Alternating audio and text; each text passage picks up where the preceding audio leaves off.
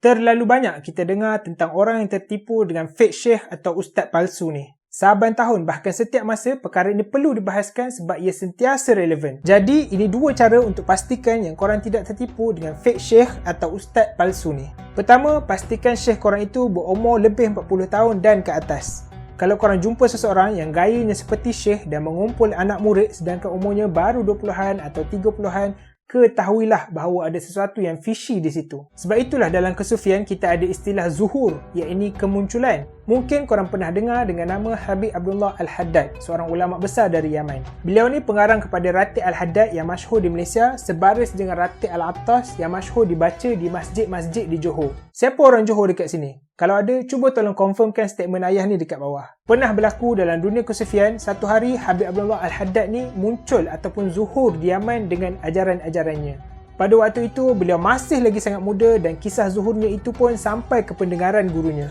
Gurunya pun berkata, Habib Abdullah ni silap, belum sampai lagi masanya untuk beliau zuhur. Ini kerana gurunya itu sendiri belum memberi keizinan kepada Habib Abdullah Al-Haddad untuk zuhur. Habib Abdullah apabila mengetahui perkataan gurunya itu, segera bergegas menemui gurunya dan meminta maaf dengan bersungguh-sungguh daripada gurunya.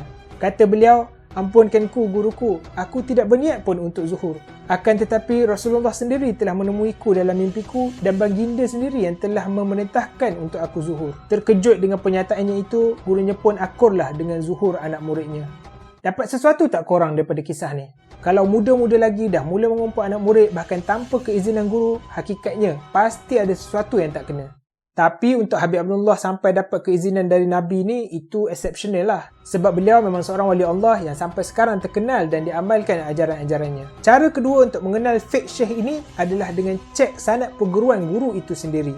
Islam ni adalah agama yang agung sebab kita ada sanad dalam setiap ilmu yang kita ambil. Sebab tu kita ada ungkapan yang masyhur yang mula-mula sekali disebut oleh seorang tabi'i iaitu Ibnu Mubarak, sanad adalah bahagian daripada agama. Kalaulah bukan kerana sanad, nescaya manusia akan bercakap sesuka-sukanya.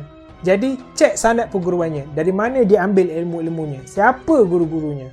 Kalau untuk seseorang itu diterima bekerja pun ada banyak bukti yang perlu dibawakan dengan sijilnya, ijazahnya, PhD-nya. Dalam ilmu perguruan beragama ni, kita ada sanad yang membuktikan seseorang itu memang berkelayakan untuk menjadi syekh. Penting ke tidak tertipu dengan fake syekh ni? Penting, sangat penting. 2017 dulu ayah adalah balik ke Malaysia untuk sertai satu program yang dianjurkan oleh ulama-ulama Amerika selama 1 bulan di Melaka.